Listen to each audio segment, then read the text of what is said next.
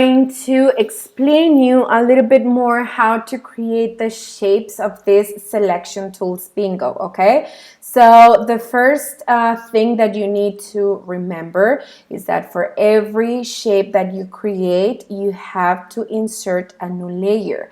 So this is the button to insert a new layer. You just click on it, or you can go layer, new layer, or use the shortcut Shift Command N. Okay, so when you place your image, I'm going to rename this pine tree. That's the first shape that I'm going to do.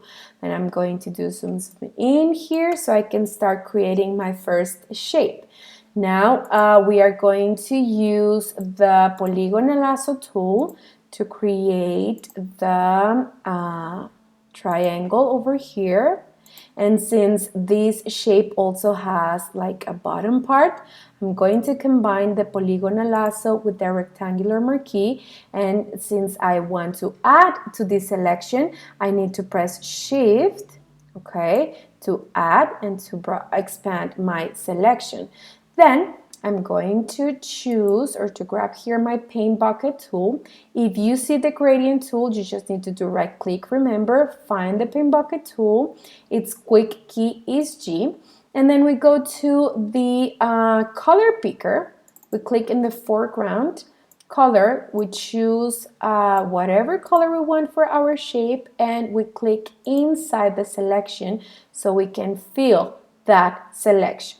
Now, if I want to resize this, remember we need to deselect first, Command D, and then I press V so I can activate my move tool and I can resize my shape, okay? Very simple. There are other shapes that you will see on the examples, like a coffee mug, like a maze and all that. This is a challenge for you. I left you the tools that you need to use, and you need to figure out how to create them. This is just an extra help.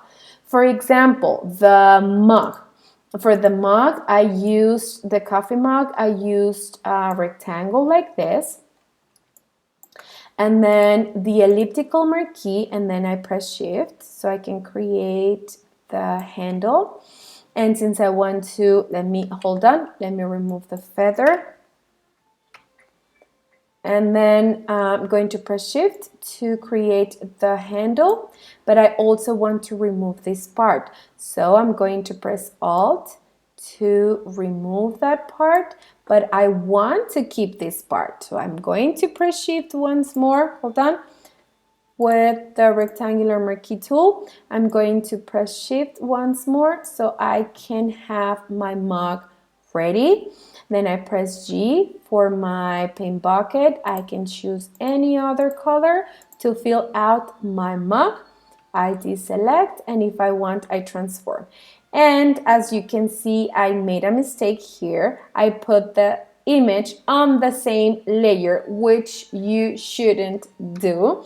But let me show you how to fix it. I'm going to use my rectangular marquee tool. I am going to select the mug because I want to cut it, right? So I'm going to press Command X to remove that.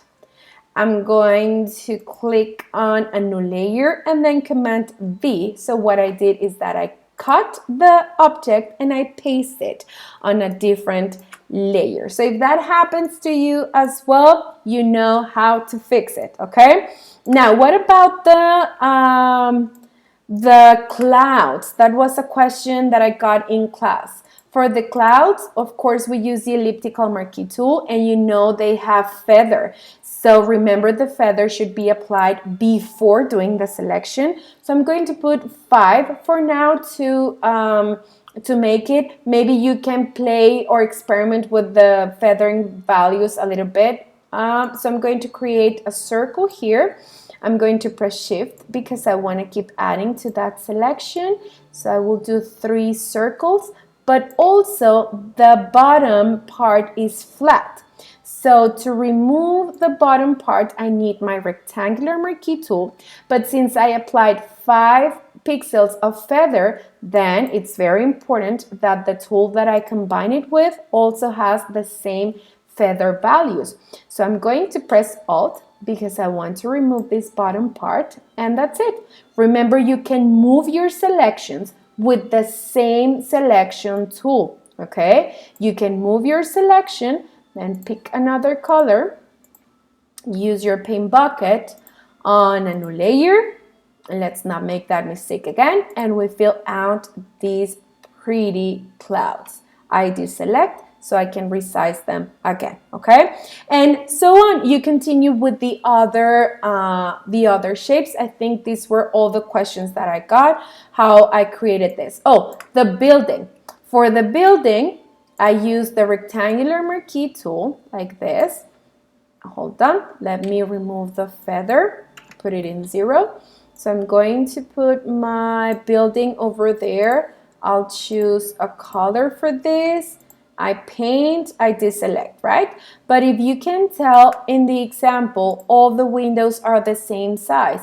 So how do I accomplish that? I'm going to make a selection and then I'm going to press delete, right?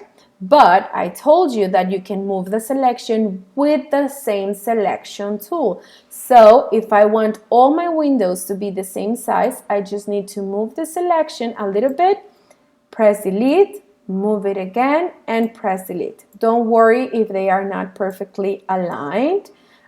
We are just looking for the technique, like to practice the technique, not perfection, okay? So you just continue. You asked me, Miss, what happens if I move the selection with the move tool instead of the marquee? Let me show you. I grab my move tool and it creates a separate shape. So if that's what you're looking for, go ahead. You can resize this shape, you can move it, you can place it anywhere. But if that's not the case, then you need to move the selection with the same selection tool you're using, okay? So that's how you continue creating the building. There are other exercises like the selections we took from an image, right? So in this case, I gave you this image to create the selection of a woman. My recommendation is don't resize the image yet. Like, don't make it super tiny and put it on a square. No, edit it big and then you resize it.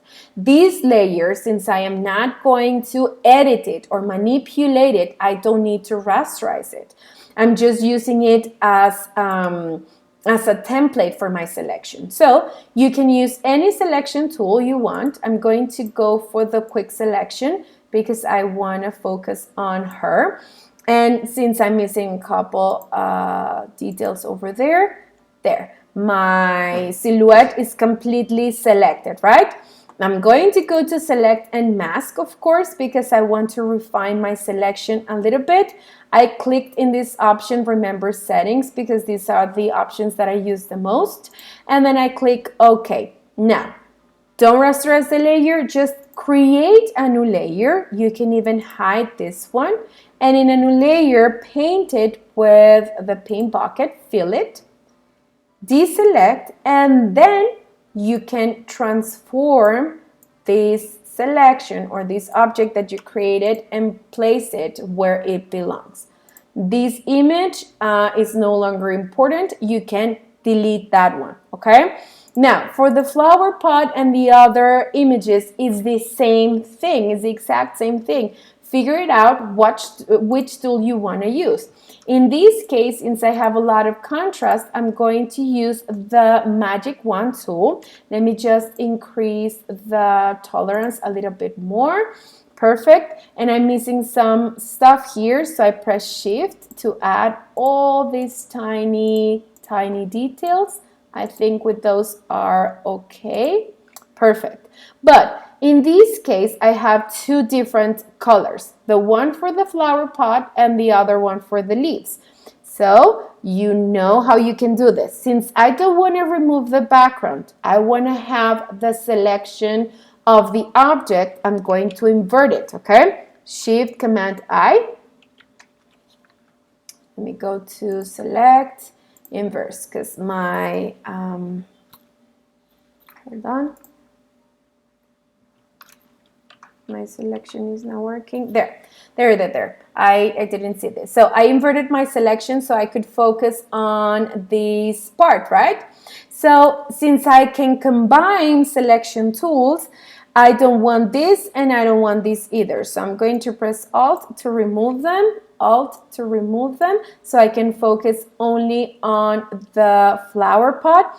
And I am also going to select this part over here, like all the way, no, yes, this, but then I will choose the polygonal lasso and press Alt because I want to get rid of these excess, okay?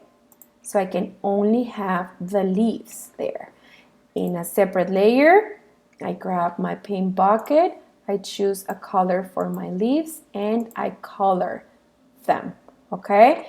Now, for the flower pot, the bottom, you repeat the process. You can even use a different selection tool. Select only the flower pot in this case, okay? You can select it, grab the other layer, hide the other one, and with a different color, you can paint the flower pot, okay? So remember, this one, the one with the flower pot, is a good way for you to learn how to combine the tools.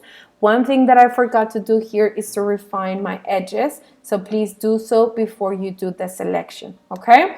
So this is just a quick 8 on how to finish the selection tools bingo.